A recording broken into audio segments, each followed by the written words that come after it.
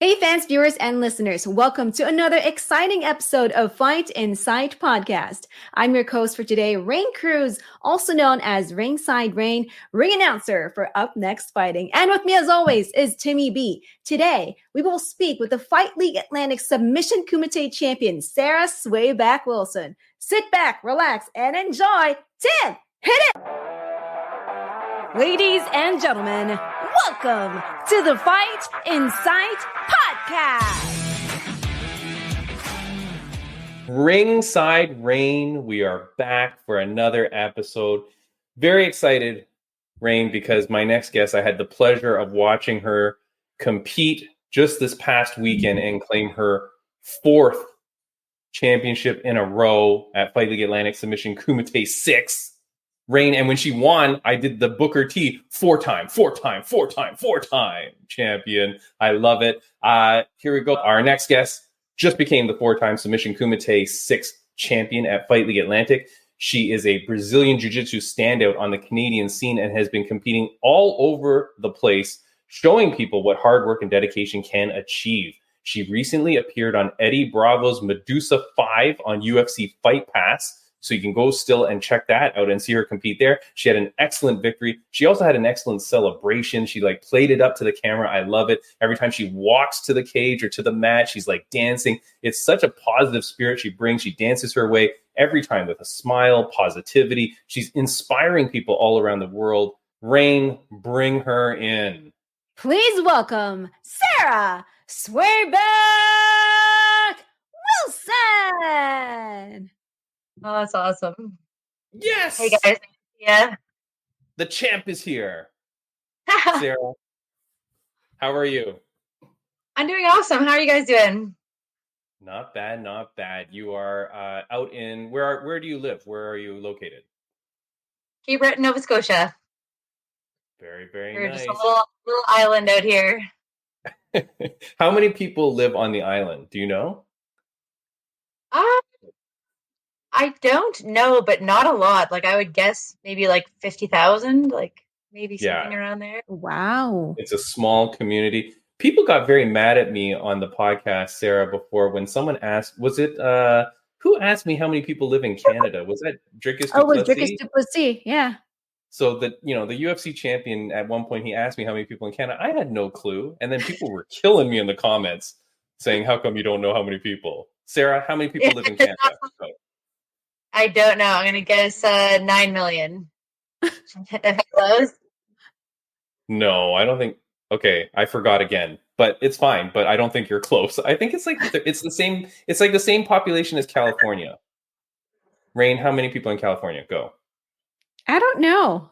Yeah, this is why I should not have gotten in trouble on the comment section for not knowing how many people. I don't know. Sarah Wilson, you are the champion yet again, four-time champion of Submission Kumite 6. It was an 8-woman bracket this time. How do you think it went for you, and what was your experience like? I mean, all's well that ends well, right? So I ended up with the belt, so that was okay. I had some tough matches. Every single match I had to fight for. My last one ended in a submission, but I think that she was the only one who had a dominant position on me. So, they're just never easy matches. I was super sore the next day, which I'm not usually after competing. I always think there's a little bit more pressure with the cage event, with you having I always have lots of people there coming up to watch me or who have paid to watch. There's always the bit of extra added pressure about retaining your belt. There's kind of the drama spiced in with it. And then I usually am one of the more experienced competitors. So sometimes you feel like you're expected to win no matter what. So that, all that stuff kind of plays in your mind. So I did my best just to go in there with a clear mind, just kind of facing everybody just as an opponent. You don't really think about their experience or their belt. You just kind of take everybody as an equal opponent. The worst thing you can do is underestimate somebody or, be overconfident. So I felt like they were really exciting matches too. I tried to open up a little more and be a little more risky. Sometimes some of my matches I've just spent the whole time in mount and stuff. So I just tried to make the matches a little more exciting, which I felt like they were. So I was happy with the end result. Yeah, it was crazy. I'm just going to put up the little poster here that showed when you were the winner. So there is you, Fight League Atlantic, Sarah Wilson, kicking butt. Sarah, where do all your gold belts go? Where's the 4 gold belts? Where are they situated? They're all around. So the first one was actually a ring for the men and the women's kumite. The inaugural one was a ring, and then after that, it was the belts. So my ring's around just in my house, and then my first belt is at the gym. My second belt is at my house, and I brought my third belt into work with me today. I work as a street nurse, and a lot of my clients are pretty invested in my extracurricular activities. So they were really excited when I brought that in today. They're all like taking turns wearing it around and stuff. So it's fun to have it there. That's awesome. That's really cool yeah, I love that you're able to put different ones outside. Like I said in the intro, like you're very inspirational, Sarah, like especially like your personality and everything. I know when people watch you, I know my wife was watching and she was cheering you on because she saw you at the last one as well. So she was so excited. She's like, that's the girl that broke her tooth off, right? And I'm like, yeah, it is. Raine, at the last Submission Kumite 5, it was like the finals match. Somehow your tooth cracks off into the other girl's skull, and that girl was spurting blood like a movie. Like, it was crazy. Did you remember your mouth guard this time? Oh yeah, I had so many people message me and remind me the week of. I was just like, okay, I know, I'm bringing it. I'm sorry. So, yeah, that's not a mistake you make twice. No. And I do want to shout out, of course, I watched you on UFC Fight Pass when you were there at Medusa 5. And so here you are after your first victory. Ringside Raine, who is the referee holding her hand up? Oh, hi, Mike Bell. Yes, that is Judge Mike Bell. Sarah, did you recognize that royalty that was holding you up there? Do you know who that guy is? That wasn't, he was there, but he was alternating with a different guy. So that wasn't like Mike Beltran, you mean? So that he didn't ref my match. I didn't recognize him. Mike Beltran was the other ref, like, the guy who has the big braids. Yeah, so he was the other ref. I didn't recognize that guy. I didn't know him, but yeah, they had a lot of celebrities at that thing. There was like UFC fighters in the crowd. There was just a lot of like MMA and jiu-jitsu royalty at that event. It was a pretty cool thing to be a part of, and like especially just being from such a small place. Just it was a pretty big honor to be there. I know, it's crazy. No, that's Judge Mike Bell. He's been on this podcast before. He's a judge that does a lot of UFC events. So like, oh wow, when they call out the decision, like 9 times out of 10, they'll go, Judge Mike Bell scores it. Well, and that's him. Okay, yeah, because I didn't recognize his face, but I do recognize hearing that though. Yeah, no, he's a good guy, and he trains jiu-jitsu with Herb Dean. So I know they hang out a lot. Yeah. It's such a cool event. They did a good job of just getting a lot of cool people. Like the Claudia Galdea girl, who I always have a hard time saying her last name, but she was commentating. So I obviously couldn't hear it at the time, but watching my matches back, she was saying like so much good things about me, and it was just so like crazy having somebody who you've like looked up to, like watching you and giving you compliments, and you're just like, it was just surreal. Like same thing with Eddie Bravo. Eddie Bravo was one of my first kind of idols in the sport. Right at white belt, I had just always been a big fan of him and kind of what he stood for, and and he is like even cooler than you'd expect in person. He just treats everybody like they're an old friend. Like as soon as I walked into the place, he just looked over and recognized me from, we've only communicated over the internet, and he just like, oh, Sarah, and just ran up to me and gave me a big hug, and I was just like, hey buddy, how's it going? That's great. No, Sarah, I mean, can you imagine like growing up, did you ever think you'd be traveling the world, like competing on worldwide television, on UFC Fight Pass, competing in jiu-jitsu? Like, was this a goal for you as a young girl? Not as a young girl. I started jiu-jitsu pretty late. I started jiu-jitsu when I was 26, and I'm 35 now. So, but I do, and like I only really got serious about competing probably, like I always would travel and compete, or travel and train and stuff, but it was about like maybe 3 or 4 years ago, something like that, where I kind of just started to get serious about it. And yeah, like I'm not sure, because on one side you do, like, I did kind of always have that goal and that dream and that belief. But when like Eddie Bravo DM'd me to ask me, I was like, no exaggeration, just like squealing, running up and down my house, just like Wow. my lungs, and like the next morning when I woke up, I just like opened my eyes and was just like started squealing all over again, just like I'm like. But how does that happen? How does Eddie Bravo randomly find, like, did you apply? Like, how does that happen that you get in like that? Yeah, he just messaged me, like, so I've been so From they nowhere? well, like where I'm guessing it's from is that they'll put up pictures and say like who's interested, kind of thing.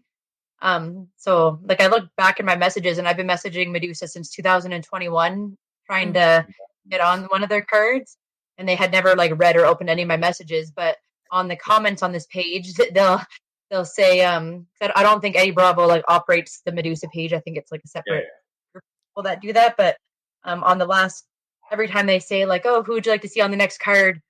Because they seem to kind of have most of the same, like a pool of girls that they take from, or in the upper, and then they seem to like pull one or two wild cards in every time. So I had put on my story like, hey, comment if you want to see me in this card, and I had a few people comment on the post, but I had also done that for every single other card that they had done, so this wasn't my first time doing that either. And lots of other girls had done it, like Mackenzie Dern had commented, Miranda Maverick had commented. Like there was lots of big names that had commented, right? So I didn't think that I was gonna, yeah. And then he just messaged me and said, and then all he did was just forward me the Medusa poster in the message, and then just write "you in?" question mark, and that's all he sent to me. And I was just like, oh yeah. And then it took him. He gave me like a bit of details, and he was kind of like, oh, more details coming. And then like quite a long time had passed, like maybe a couple weeks at this point. And then I finally had to read. I was trying so hard just to like play it cool. Like I know from doing other big events that these organizers are usually pretty busy, and you usually get information last minute. And so I was just trying to play it cool. And then finally I just had to message him and just like, hey, like it's all good if it's like still coming, but like before I buy my ticket, can I just have you tell me for sure that this is happening? And like, and then he was just like, thank you for your patience. No, you're 100% in. Like I promised you that you are. Everything's good to go. And I was like, okay, so let's go. So that was my first like professional grappling event. Like I had won prize amounts before, but they like flew us out there, paid us just a show, paid for our hotel, all that stuff. So yeah, it was my first, like that was, so now I could officially say I'm a professional grappler. So it was a pretty cool experience. The whole thing was just pretty cool. All the girls, a lot of us had our partners there. Not a lot of us, but I'd say maybe half of us had our partners there as coaches. A lot of people in jiu-jitsu obviously like date within the community and stuff. So we had made friends, and I remember on the way home, me and the second girl I competed against were in the Uber home with our partners. And then the two guys were talking, and they're just like, it's so wild to me that you guys just go out there and like beat the shit out of each other, and then are just like all like girl talk and giggling on the way home. We're just like, yeah, that's usually how it is when girls compete, you know, like we go and fight hard, but you're just friends after, you know, like there's nothing too like serious about it, you know. Like I did see the first girl I fought in the lobby of the hotel the next morning, and I said hi to her, but then her face was like quite messed up from where I was striking her, and that felt a little awkward. I was like, oh, sorry about her eye was like all swollen and stuff. I was like, oh, sorry. Like, not really much to say there, but yeah, it was, Well, it was and for those like listening and wondering why you'd be beating on them, it's because it was combat jujitsu, which is where you're allowed the open palm strike. So I mean, that's like a whole different game, right? Yeah. It's very, totally. very, like even we did train hard. Like we specifically trained hard to focus on jiu-jitsu and not striking, because I learned from doing an MMA fight that like once you start punching, you just kind of throw caution to the wind, and you just want to hit them so bad. And then I kind of messed up in my second fight. I felt like I felt like I could have won if I would have maybe focused a bit more on the jiu-jitsu, but I started drawing blood, and I had her nose bloody and stuff, and I just wanted that like highlight reel picture of somebody all busted open, and I just started going crazy trying to hit them, and just like, and then that was a close match. I ended up losing at like 9 seconds of ride time and overtime. So it was, but whatever, it was fun. I just went out there to try to have fun, try to put on a good match. Eddie Bravo told me after that I did a great job, and I'm welcome back on any card he has. So I'm waiting for them to announce another card and hoping to get back on another one, because it was an amazing experience. Yeah. That's amazing, Sarah. Congratulations. That's a huge thing because, Raine, we were going to talk about that post that one of our other guests put up about like the importance of like just like always being a good person, always showing like your true character and stuff like that. And then things happen. You know what I mean? Like when you show that you're a good person, when you show that you're a positive person and stuff like you, Sarah, that's why Eddie Bravo's bringing you back, right? Like if you were some jerk or whatever, or you just did whatever and then mumbled your way past. But no, like you're such a character. The way you play it up to the camera, like I said, like I love it. Every time you walk to the cage, Sarah's like dancing and doing her thing. Like it just gets the crowd going, and it's like something that, as a promotion, you're like, yeah, I like this girl because she's giving me content. You know what I mean? Like, it's something from, I've obviously been watching the sport for so long, and like, it's like you just see other people do things, and you're like, oh, like, you look so cool when you do that. I'm gonna do that, and I want to look cool, like.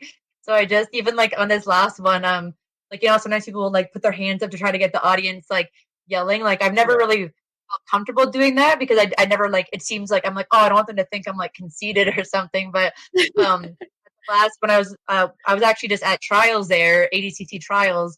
So at the end of the day for all the finals, they have it's a huge show, production, walkout, lights, like everything. And the Tackett brothers were doing that. And I was just like, like they don't seem conceited. They just seem like they're having an absolute ball and just want us to have fun too. So that's kind of what like gave me the inspiration to kind of do that for the event this time. Yeah, no, Sarah, it worked because the crowd was pretty good. The crowd was enjoying it. The crowd was pumped up. And then there was Sarah, like before the match, like going like that to the crowd and getting them to get louder. And it makes everybody have fun. You know what I mean? Like, and that's kind of what it is, right? Like, I feel like like something I've tried to change my focus with competing over the last year is like, instead of trying to win, I try to have fun. Because like usually if you've just like winning, you can't control winning, even if all the cards are in your favor, even if you are the better fighter, you can't even always win. It just doesn't work like that. But you can control having fun, and then if you're working on just having fun, then you had fun whether you won or lost. So then you really did win either way, So and then getting the crowd to have fun, and it like exactly like you said, not only does it help the crowd have fun, but it makes you look more favorable not only to that promotion but to other promotions. Like I have a lot of favor with Derek and John in FLA. They treat me really well. I try to really return that to them, and like even with the Medusa, Derek actually like knows the organizer, so he was always saying that he'll like put in a good word for me, just because just, I think he just knows like how much I want it and how like hard I am, how willing I am to work hard to get those opportunities. No, Sarah, it's so awesome. I'm so proud of you. I'm so happy. And then again, because Raine, like even her fight kit was red and white, like Canada flag. So like everything was so cool. And she has the Fight League Atlantic across her chest. So that was awesome. Like I was so proud of you, Sarah. And then not only that, but guess who announced her as the winner in her fights, Raine? Our good friend, TJ DeSantis. Oh, whoa, that's awesome. And so when he was saying your name, because Sarah, we've had him on the podcast, and that dude is great. Did you get to talk to TJ DeSantis? No, the event kind of like finished really quickly, and there was like another event happening. So I thought that like, so they had kept saying that after the event there was going to be like, it was at a nightclub, and I don't know. I thought that I was picturing us all like having a casual beer and chilling, but it turned into like an actual nightclub with music. So there wasn't as much like time for like socializing after the event as I was kind of hoping for, were you allowed to hang out at the club? Or they're like, get out of here. Like it was like a literal like nightclub with a bunch of like young people lined up inside and like really loud thumping. It was like a club, and it was just, we had all went there planning on staying and socializing, but it was just like the kind of where you can't communicate or talk, and it was dark, and we all had like our gym bags and stuff, so it was just kind of like, okay. It's like the kind of club that Raine goes to every night. Probably. You know what I mean? Yeah, I gotcha. Sarah, yeah, TJ DeSantis is the coolest, and I do want to give a shout out to TJ DeSantis because when we had him on our podcast, Sarah, the nicest dude, and I asked him for tips on like commentating and stuff because I think he's one of the best in the business. You know, he's the voice of Invicta FC, and he's done it all. I love the way he speaks and everything, and he took so much time to like help me and give me advice. Like I really love that guy. Great individual. If Eddie Bravo asks you if the earth is flat or round, what would you say?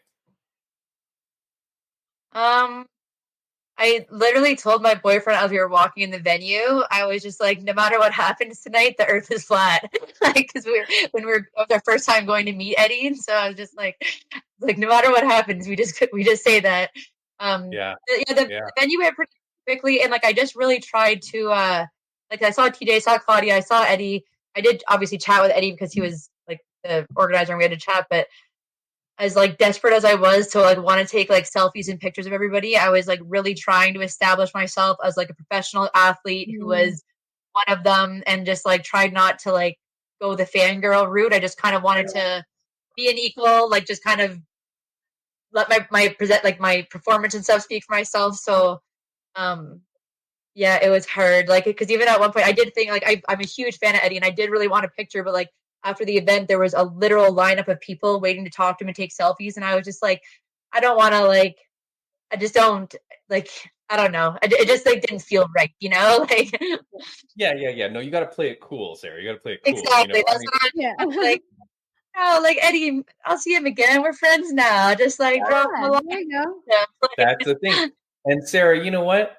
You're gonna wait next time you go there. Guess what? Claudia Gadea, she's coming to ask you for the photo, Sarah. Like that's what's gonna happen. Yeah, she was a really cool person too. Sorry, one. Oh, so the champ's got stuff going on. I have dogs, and they just always choose this timing to go crazy. No worries. But yeah, no, I mean, Sarah, I'm so happy for you. Raine, is there anything that you want to ask the champ?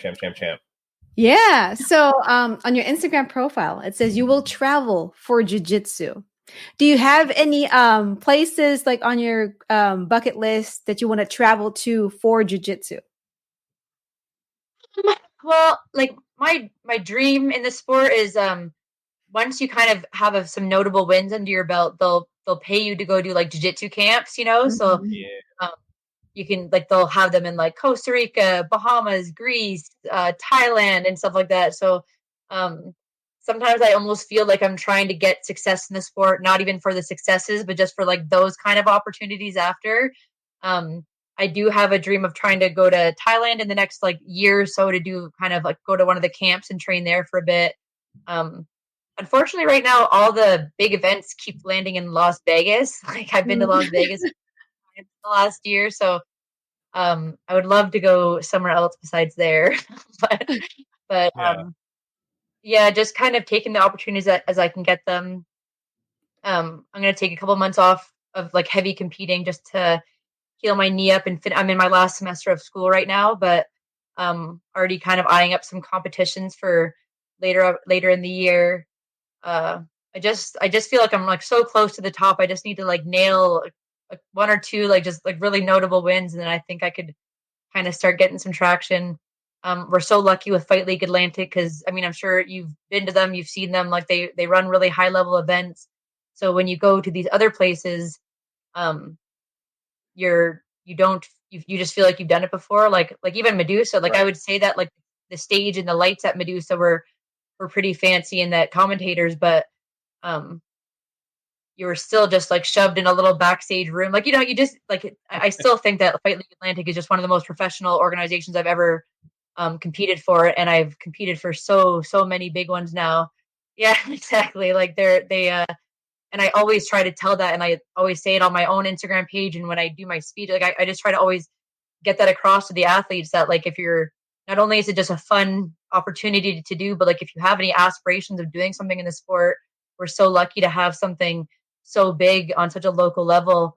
And not only is it big, they actively try to include new up and coming athletes. It's not like a niche thing where you have to know a guy who knows a guy. They'll kind of welcome everybody in. I moved from the West Coast, and there was nothing like that over there. There's still nothing like that over there. So we're really lucky over here to have such a like incredible promotion like that. Yeah. Now, I'm going to ask you two last questions, Sarah. One is at the end when you got your championship belt and Craig Ferguson was in there, the cage announcer, and he was saying, "What's next?" You said, "I want to fight in MMA again." So we need some girl to step up. Is there any girl that you want to beat up specifically, or are you just open to all comers? Like, because let's go. You know what I mean? Like anybody at 125, I'm happy to fight. Like, I mean, I have a loss. Wait, hold on. I missed you there. What? What's the weight class? What's the weight class? At 125, I fight at. Okay, 125. So I've only had one fight so far, and I lost a split decision. So like, I would obviously love to fight that one again, but I think she's dropped down to 115 now. But yeah, I'd be happy to fight anybody. Like, I'm not like jiu-jitsu is kind of where my long-term goals are. I really think I would only probably do one, maybe two more MMA fights. Like, it's just more for the experience for me. If I would have won my one fight, I might have not even had another one, but like, you can't only have one fight and lose and not do any more, like, yeah, I would just like to try it again just to win. But, at the same time, like, if I keep getting jiu-jitsu opportunities, it's not the end of the world to me if I don't ever fight again. But, it just like, I'm a bit of an older athlete, so you just kind of want to like get it in while you can before there's a lot more longevity in jiu-jitsu than there is in MMA. Yeah, no, for sure. But okay, so if you're a 125er and you dare to step into the cage against Sarah Wilson, then hit up Fight League Atlantic, I guess, is where you would take that fight. So hit up Fight League Atlantic and go say, and then we can see Sarah beat you up. You know what I mean? So come get some. When you're saying it like that, who wouldn't put their name forward? Someone who wants to experience, someone who wants to see what they can do. You know what I mean? Like, let's go. Last question I'm going to ask you, Sarah. It's a question that my mom used to ask me all the time growing up. So I'm going to ask it to you. We ask it to all our guests. On a scale of 1 to 10, how happy are you? Overall, I would say pretty close to a 10. Like, I mean, I feel like I wouldn't even want to say a 10 because that means that I'm not trying to improve or anything.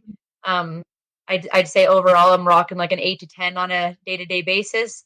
I still like have struggles with mental health, and every now and then I dropped like negative 4,022, and that's okay. Like, I'm just that's fine. I used to spend a lot of my life in the negatives, and I've done just a lot of work on maintaining the positivity, learning to look for the positivity, and just trying to find what's good out of life and chase those things, because it can just get so like dark sometimes, so when you can find that like light and that happiness and stuff. So competing, I'm really lucky because competing kind of keeps this consistency in my life. It keeps me going to the gym every day. It keeps me eating well. It keeps me exercising.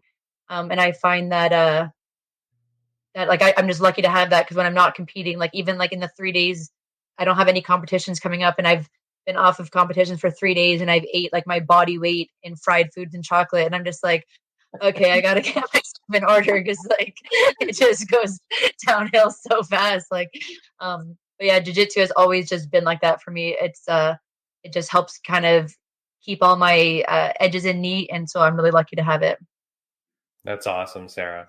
Well, I'm so glad to have you on the podcast. I've been a fan of yours ever since the first time I saw you. And I was so excited to see you on Fight Pass. I'm so excited to see whatever happens next to you. Raine and I will always be cheering you on, and we'll support you in whatever you do. So congratulations. Thank you so much for coming on the podcast. Is there anything that you want to say before you go, or anyone you want to shout out? No, thanks to you guys for having me on. I've loved meeting you. It's great seeing you. Your energy is very like apparent and infectious. You can just see the love that you have for the sport and stuff. It's great having you. Shout out to my gyms, RDC and Sprawler Brawl. And shout out to my partner, Jesse, because I didn't shout him out after my speech at the weekend, which he was quick to point out. So thank you, Jesse. Yeah. Do not forget that. That's very important. But Sarah, thank you so much. It was an absolute pleasure. Every time that I hear your name, I always think of this song, though.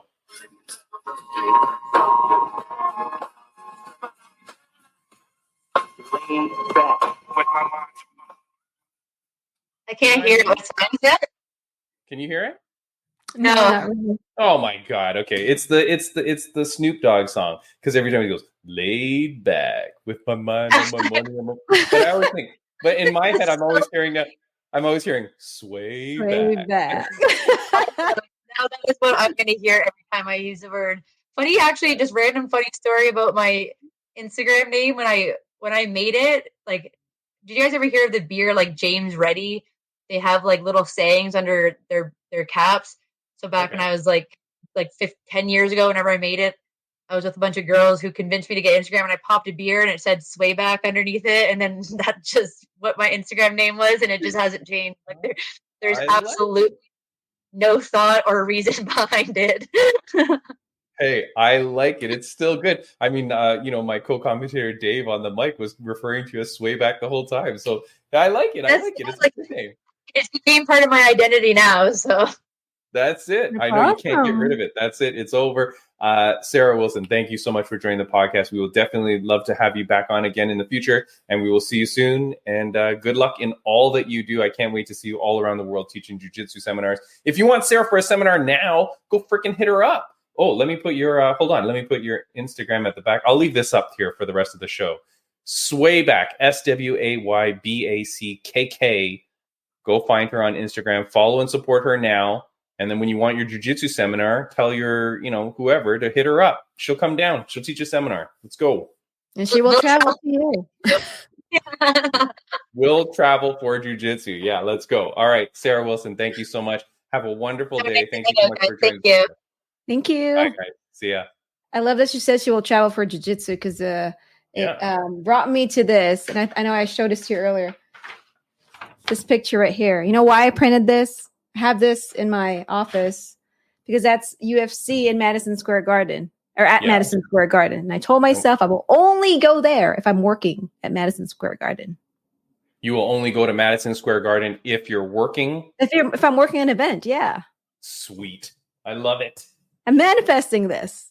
Yeah, manifest it. Of course. Sarah Wilson, again, go check her out. If you haven't seen her fights, I mean, obviously go find her at Fight League Atlantic all the time. Like she's competing there all the time. But in the meantime, now you can go to Fight Pass and go check out her fight. Go to Medusa 5 and you'll see her 2 fights on there. She was fantastic. And she represented herself so well on that grand stage as a Canadian, as a member of the East Coast community, so cool, man. Raine, let's talk about friends of the podcast. Next week, who's our guest? I don't know. We were supposed to have a different guest, or we were supposed to have 2 guests today, but unfortunately that kind of did not work out. So thank God Sarah showed up and came as planned. But next week, trying to figure it out, trying to see who we'll get. Maybe we will have a returning person to the podcast who may be holding a gold belt. Jade Picasso. Raine, does she have a nickname? Stone. Jade Stone. Jade Stone Picasso. I want to change her nickname. I want to change her nickname, and I've already told her it should be Jade the Art of War Picasso. I like that nickname. That's my name because, like Picasso, right? Well, maybe Jade will hear this podcast on Thursday, and when she listens to this, she should tell me on Saturday, "Hey, I have a new nickname." Switch it. Yeah. Jade, the Art of War Picasso. The Art of War Picasso. I like it. I like that. Kick-ass. Anyway, she competes at UNF. And then, of course, Khalil, the real Pearson, he competes at UNF this Saturday. The real one. And guess who's announcing? Me! Ringside Raine. Yes, I'm excited. This Saturday, UNF 18, April 20th at the National Orange Show Fair in San Bernardino. Tickets are still available, so please go get them at upnextfighting.com. Get it. Go see Raine. She doesn't charge too much for autographs. And then, no one asks for my autographs, by the way. They will.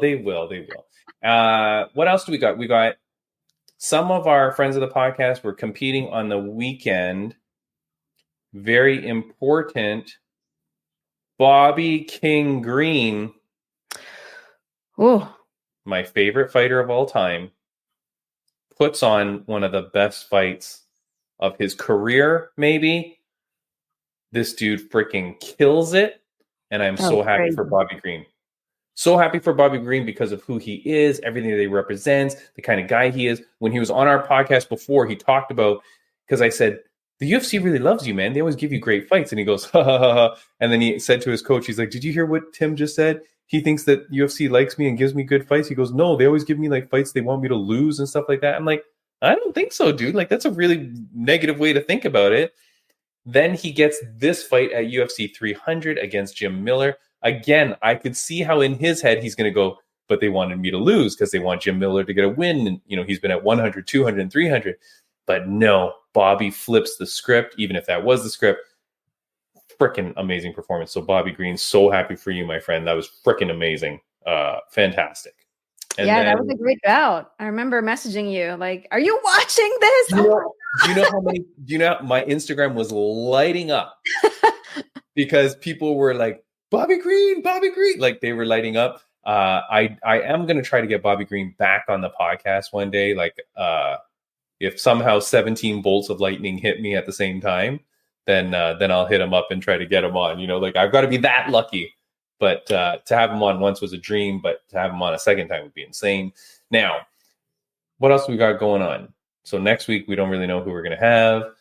Friends of the podcast, I think that's all the shout outs, right? Let me just check. Oh, no. Of course, I have to say thank you to Rageworks Podcast Network. We're on there. So go check out RageWorksNetwork.com for audio podcasts just like ours. Mm-hmm. And then at FLA 14, where I was, the mummy, Abdelaziz, you didn't meet him. He was on our podcast last week. He won his fight in incredible fashion.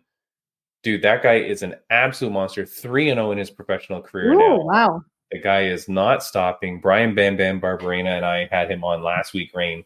And what a guy. Not only that, we were doing fight picks for UFC 300. Bam Bam and I were going around, and then Abdel came in while we were halfway through the card. Abdel comes in and starts making his picks. He went 8 for 8 on his picks. What? He was 100% accurate on all his picks. So I'm going to call him up every pay-per-view and get his picks. I'm just going to bet whatever he says. I'm going to make millions of dollars. I need to ask him for some lottery numbers. Yeah, he went 8 for 8.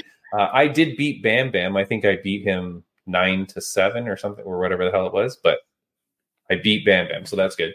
What else do we have to do now? Let's see. I want to talk about this, Raine. UFC 300. We had a girl win. Well, bam! Kayla Harrison comes in from the PFL. That's a woman there, Raine, just in case you're checking. Kayla Harrison comes into the UFC after years and years and years of not competing and wins over Holly Holm. Mm-hmm. Did you see that fight? Yeah. What did you think? I was hoping more, I was hoping to see more action. I felt like it was just mostly on the ground too. Mm-hmm. So I was mostly rooting for Holly too. Because I ever since she defeated Ronda Rousey, I've kind of just liked her in general. You know, I remember seeing her. Yeah, I've kind of seen her interviews after that, and she always looks so humble.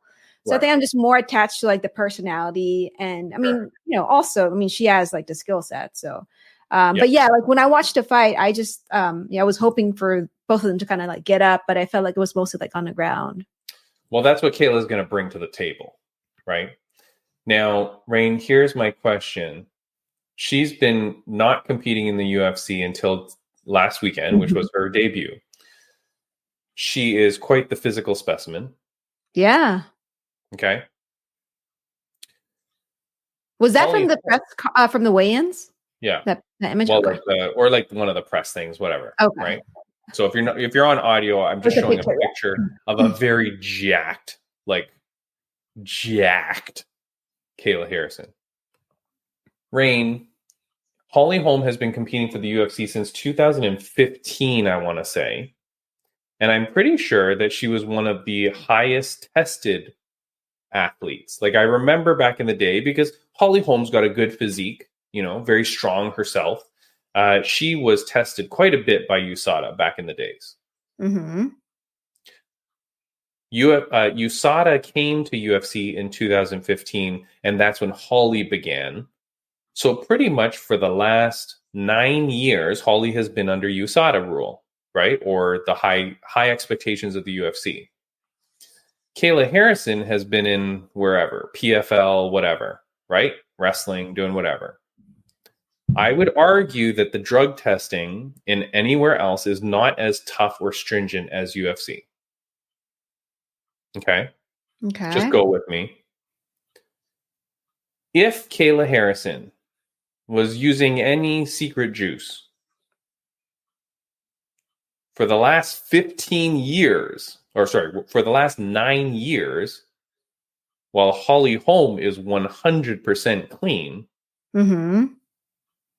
do you think, even if Kayla were to now pass some tests,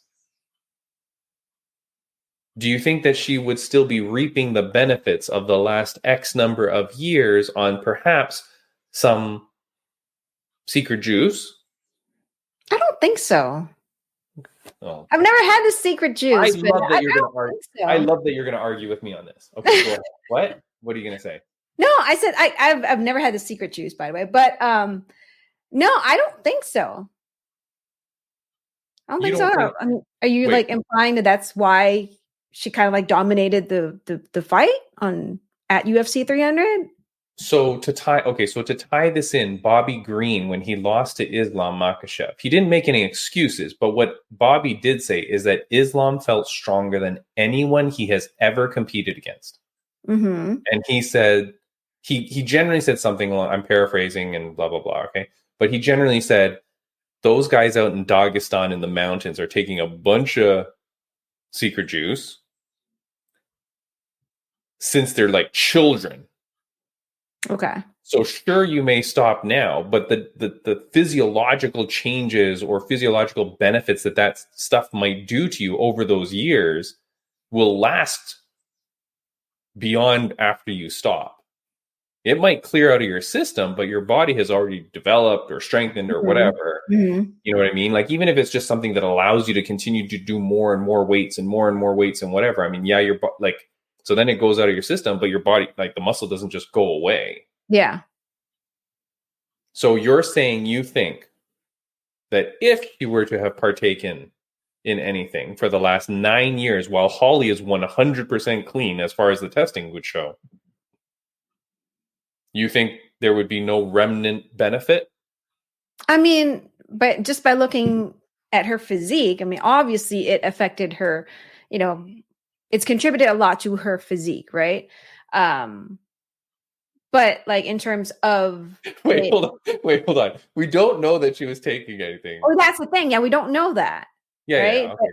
But if you're saying that if that was the case, right? Yes, okay. Yeah. He had benefited from it if that was the case, right? But I feel like I've also seen athletes who have taken the secret juice and they look really jacked. So like with her, I think I don't think she has. I don't want to make this, I don't want to like claim this, but I don't think she was taking it. Because I feel like for her, she looks like she's just been working out a lot and maybe drinking a lot of protein. But sorry, you think that this is from protein shakes? I think so. I'm working out a lot. I mean, she's an athlete. You should post a picture on the Fight Inside Instagram and ask for people to. I did, Raine. Thank you for following, Raine. I did, and I said, hold on, where's my post here? Did I do it yesterday or today? Let me go find out the results. I posted a video of her competing, And I said, unrelated to the video at all, because I don't want to, go to jail or anything like that or get in trouble. But I said, unrelated to that, if Holly has been with UFC since 2015 and has been clean under USADA that whole time, could someone potentially have been not under those strict conditions and potentially benefited physiologically for years before now going clean to compete? And the results are 78% say yes, 22% say no. I mean, my question is more medical. I'm not talking about her per se, but I'm saying medically, and this goes to the Bobby Green with Islam thing. If people take drugs like their whole career, and then you switch over to a clean organization, it's still kind of bullshit. So what I really don't like is that, you come in now to UFC and you beat Holly Holm, and you want to say you're on even playing ground. But I don't know that you are, because Holly's been under a very strict regimen for the last 9 years. Mm-hmm. And I don't know that anybody else was. So that really it's tough pill for me to swallow. I see. Even if she fights Amanda Nunes, right? If Nunes comes back out of retirement, which I think is a bullshit fight too. But if Amanda Nunes comes back, okay, Nunes was under these rules for a long, long time too. I don't know, man. I don't know that you should be able to come in at the tail end of your career and then start mopping up our legends when you're this. That to me is very weird. I see your point. But you're saying get lost too bad? No, I'm just saying, I don't want to because I just don't want to give the impression that, one, that she was drinking the secret juice, right? Yeah, we don't know that. Yeah. And then, I don't want to take anything away from what she had done. I mean, she won at UFC 300. And so to me, it's just, if she had taken secret juice and she benefited from it years ago, she's clean now, then good for her. But I don't think, I just don't want it to take away from the victory that she had at UFC 300. Yeah, and I'm not okay. So we're kind of we're not talking about Kayla. We're just talking about the scenario in general, right? Mm-hmm.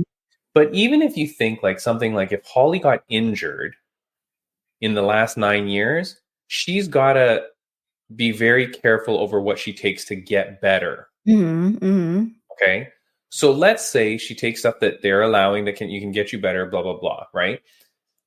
It might take her, let's say, 6 months to get better. But if you're another guy in another organization and you get hurt and you don't have the same stringent rules, they go, oh, here's some horse steroid. And then you're back to being better and you're back to training. And now you get an extra 4 months of training on top of her, so that, in X number of years, you've now got 3 years and 4 months of training, and Holly only has 3 years, right? Even just those little things, all those things add up. So if you haven't gone the same route to get where you are, I just feel it's nah. I see. It's the same as people jumping the line. It's the same as Jake Paul boxing for billions of dollars, and these boxers that work their whole lives to get there don't. They're bitching and complaining because they're well, you didn't work for it like I did. It's kind of the same thing. I don't know.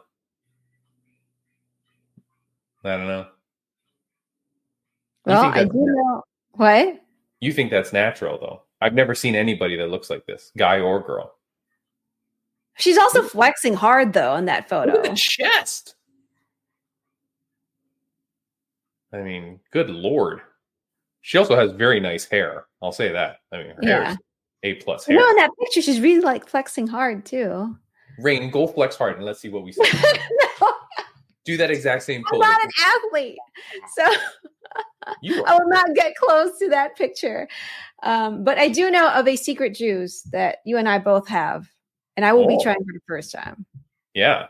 That is a great segue. Look at that. You're the segue queen. Magic mind. This is the first time that I'm going to try this. So this was they sponsored our podcast many moons ago. They were wonderful to us. You know, we put out some great videos for them. Really, really good. Do you want to talk about this? Do you want to do the product spot? How are you doing this? No, I'd let you do that because this is going to be the first time that I'm going to be trying this. So yeah, I mean, go hit them up, magicmind.com. Let's say it's that. Are you going to drink yours right now? You're supposed to take the shot. You're supposed to take the shot every day for like 2 weeks or whatever. You can buy them. I really liked it. It just makes you more alert, makes your mind focus a little bit more. I swear to God, honestly, I really did feel like I benefited from it. This one I left in my fridge this whole time. I forgot to take my last day, or I must have missed a day, so there's one in my fridge. But really good. Raine. It's got matcha, which you like. A whole bunch of stuff. Oh, you want me to cheers? Okay, hold on. This is good for the audio listeners. You can watch us cheer. Here you go. Okay, ready? There you go. Cheers. Do we drink the whole thing? Yeah, whole thing. Ready? 1, 2, 3, go. Okay. I like it. One sip. Hang on. Oh my God, amateur. I know. It's good. I like it. I like the taste. It's more citrusy than matcha, which I like. Yeah. I definitely had no problem drinking this every day. So it's like better cold. I like it cold. It's really good. I like the taste of it. Yeah. I'm starting to I've had some green shots or juices before that tasted just like, Yeah. crap. So how did you get this? They were at your event or what's going on? No, it was at a local grocery store. So I saw it and I was like, oh, I thought we were doing this impromptu commercial because this was going to help you get a sponsorship or something. Is that not what's happening here? No, that's the thing. No, that's the reason why I got it was because I remember you talked about Magic Mind. So when I saw it at the grocery store yesterday, I was like, oh, Tim said, he's been you bought it or you got it free? I bought it and then technically I bought it. I'm waiting for my reimbursement because I got it as a free trial somewhere online, but I just submitted my receipt. Oh my God. Okay. It's a free trial from Magic Mind. Raine, go hit them up and see if they'll sponsor us again. Tell them we want to do another 10 shows or whatever. No. I think we did 3 shows because we did it. The first shot, we took it, and then the 7th, and then 1 week after, how you're feeling after 1 week, and then we do 2 weeks to see how you're feeling after the 2 weeks.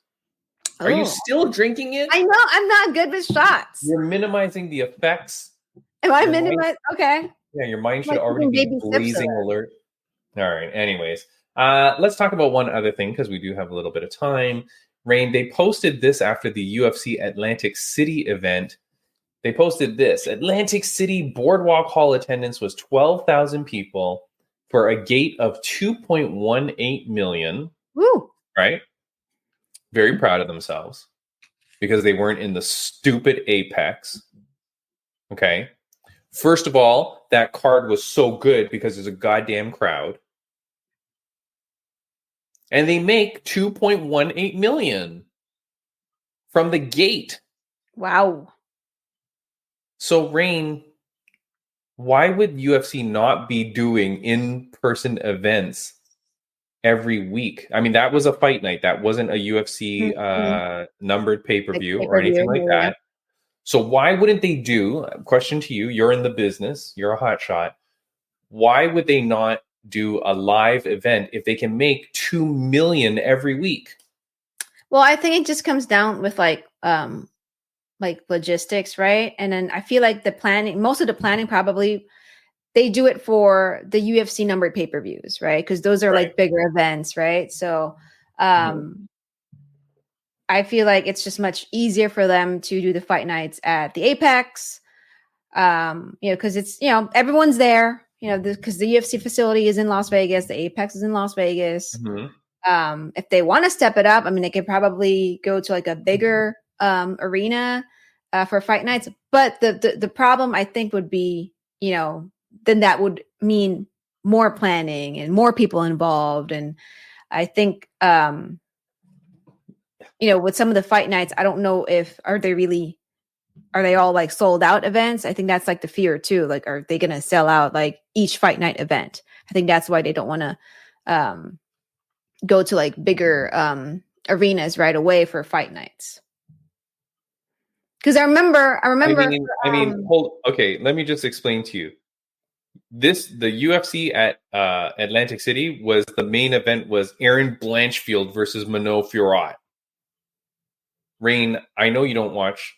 No, you watch a lot of UFC. Nobody cared about them. Nobody cared about them. That was not a main event that anybody cared about. So if you can sell out, or I don't even know that it doesn't even necessarily say that it's sold out, but if you can make 2.18 million off of Aaron Blanchfield and Mano Fiorot, you're going to make 2 million off of Timmy B versus Raine Cruz. I mean, you know what I mean? Like, yeah, you're going to make it because it's the UFC. The UFC comes to your city. You're going to go freaking watch. Yeah. And true. I totally agree. Okay. Here's another question. How much money does it cost to put on an event in Atlantic City? Like, even if you just had to guess, like, what would their cost be in general? Do you think it's $1 million? I don't know. Probably not. No, of course it's not $1 million. I was joking. No, it's like too much. So how much does it cost to like 100,000, 200,000, 300,000, like $500,000? That's probably too much too. Okay, but even if we say $500,000, right? Which, okay, let's say that covers everything, all the flights for everybody, the fighters, the hotels, the whatever, right? The meals for your staff or whatever. Even if you said 500,000, like, you're still making 1.5 extra $1 million than by having it at the Apex. And I would think that the number of fans that you engage and that you get more motivated, and you think about helping the fighters grow their fan base. Yeah. You know what I mean? By being in person, meeting way more people, I bet, in Atlantic City than you would have if you're in the Apex. I don't know. It's crazy to me that they wouldn't continue like with that kind of selling. You know what I mean? Yeah. Maybe, down the line they will do it, because like I would like for them to kind of go to like different cities for fight night and then feature fighters from that area. This is what I mean. This is what I mean, because then, when you pull in, because here's the thing too, like sometimes when you go to the local spot, you bring in local fighters, right? So if you're fighting in, Michigan, you might go get some fighters from Michigan, right? At least on the undercard or something, right? One or two. Well, guess what? Their whole friggin' family's going to come. Their kindergarten teacher's coming. Their priest is coming. You know what I mean? Like, everybody's coming to see them. You engage all those people to now become a fan of your product. Mm-hmm. It's huge, for these people. UFC posted, guess what the gate was for UFC 300? Money-wise, how much do you think they made? Probably double than, the one that they made for Atlantic City. So you think $4 million? Maybe 3 to 4. $16.5 million. Oh, wow. I mean, I bet, because just like ticket wise, that's going to be insane. Yeah. 16.5 million. I mean, I feel like that is the two opposite ends of the spectrum. UFC 300 versus UFC Blanchfield versus Furo. You know what I mean? Like, that's the two ends. So you're making minimum 2 million, maximum 16 million. Yeah. I don't get how it's even a thing. Now, Raine, did you see what Dana White said when they asked him about the PFL tickets? No. You didn't see that? No. Okay, that was freaking hilarious. So at the press conference, I didn't tag it for a video because I didn't think we'd be talking today. So a reporter talks to Dana White and says something about PFL tickets or something. And Dana White just starts laughing. And he goes, "Are you kidding me? Like, PFL was," he goes, "last week the PFL was in wherever they were for UFC 300. Must have been the T-Mobile Arena. T-Mobile Arena. Maybe it was the same venue. I don't know." And he goes, "Are you kidding me?" He goes, "Did you know PFL was here last week?" Like, talking to media, like, goddamn, they should know. You know what I mean? Mm-hmm. And he goes, "They were selling tickets, buy 2, get 2 free." And Dana was laughing. And he goes, "That is real. Like, I'm not making that up. PFL was buy 2 tickets, get 2 free." That's how bad they are.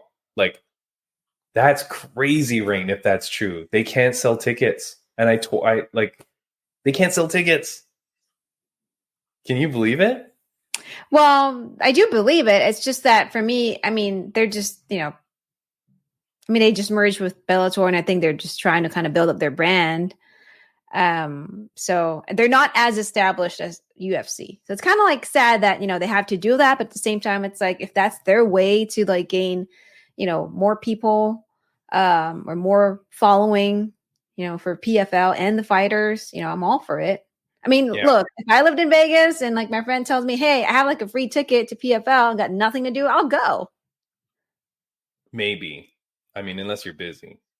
Well, I know if it's something for me to do, like, why not? You might have choir practice. You could have anything. You're just like, no, but I mean, that's great. Oh, that said, this was a mistake. Friends of the podcast update, impromptu friends of the podcast update. Impa Kasanganai. Oh, yes, he won. First round finish. Kicking ass. He's on his way to another $1 million. So good for him. Good for Impa. Yeah, Rain. I mean, that's crazy though. It speaks volumes over like how these places are doing, because how do you not know that PFL? I mean, if you're a mixed martial artist fan, like you said, if it's in my town, if it's in my city, I'm going to go. Mm-hmm. So how can they not sell tickets? It's insane. It's insane that you can't sell tickets. You shouldn't need to. Because, I mean, think about Vegas or whatever, like Cirque du Soleil or whatever. Those things are selling tickets all the time. You put on a PFL event, you can't find people to come to your show? Well, that's the problem. Vegas is like, that's a good thing and bad thing about Vegas. There's so many, there's so much competition in terms of like entertainment, sports, but I feel like if PFL were to go to like some city that doesn't have that much action, that's like the only thing that happens on a Friday night, I bet you they'll be selling more tickets. Because it's like, oh, what can we do? Like, tonight, it's a Friday night. Oh, there's this PFL MMA thing. I don't even know what this means, but hey, it's something for me too. So where were the people? How can you not get people? No, all I'm saying is that in Vegas, where they were for their last event, there's so much, competition in terms of like sports and entertainment. And here's the thing. That event happened, what? Was it like exactly a week before UFC 300, or like a few days before UFC 300? People probably have bought tickets already for UFC 300. Yeah. Anyways, Rain, I just realized my computer is going to go to sleep. So oh God, I'm going to go get my thing. Hold on one sec. Hold on. Hold on. Stupid thing. I'm going to show off my Magic Mind bottle. There you go. Magic Mind, hit us up at Fight Inside Podcast, at Ringside Raine. We would like to get some sponsorships so that way we can actually drink this every single day. There you go. Hit us up, Magic Mind. Hit us up. Yeah, where the hell's Magic Mind? Give us some money. Or some free stuff. Yeah. No, I would actually, like to try this, for... Did you say you have to drink it for 3 weeks? No, 2 weeks, I think. 2 weeks. Okay. No, I'd love to try this for 2 weeks straight. Yeah. It was just kind of like pricey because it was like, I think $4 or $5 per bottle. Yeah. That's why you asked for a sponsorship. Yeah. But anyways. Yeah. All right. Well, Rain, all I'm saying is that it's weird. And I'm continually getting into arguments with people online because I keep saying that they're going to fold and ONE FC is going to fold, and people keep yelling at me. But buy two, get two free is like what Blockbuster did before they went under. You know what I mean? Like, you're right at the edge there, because promotions rely on seat sales, and I don't know. Well, if they're still up and fighting, hey, more power to them. I know, because we need a place where Raine can be the ring announcer. That's the thing. Maybe they got to shake it up. Maybe they need Ringside Raine as the announcer to like create some buzz, get the Filipinos. Or bring you in as a commentator, Yeah. We'll travel for commentating. There you go. Yeah. All right, Ringside Raine. Is there anything else that you wanted to say? promote, talk about? Oh, make sure you guys check out UNF 18 this coming Saturday, April 20th at the National Orange Show Fair in San Bernardino, California. This is the first ever Up Next Fighting event right here in the Inland Empire. So please go check it out. We have a bunch of rising stars who will be showcasing their talent this coming Saturday. So please, please, please go get your tickets at upnextfighting.com. Get it. Go see Raine. And you've got it looks like you've got war paint on, but it's your blind shooting light. All right. Go check out Up Next Fighting. I'm going to create I'll create a reel of that for you, Raine. Thank you. Yeah, we'll do that. And all right, that's it. We're out of here. Next week, who knows who we'll have, but we'll have something exciting. And that's it. Maybe we'll have some more Magic Mind, our secret juice. Yeah. And Raine will flex on the show next week. After 1 week of taking Magic Mind, you'll see how natural it is, Raine. All right, we're out of here. Thank you so much. I'll see you next week. Bye.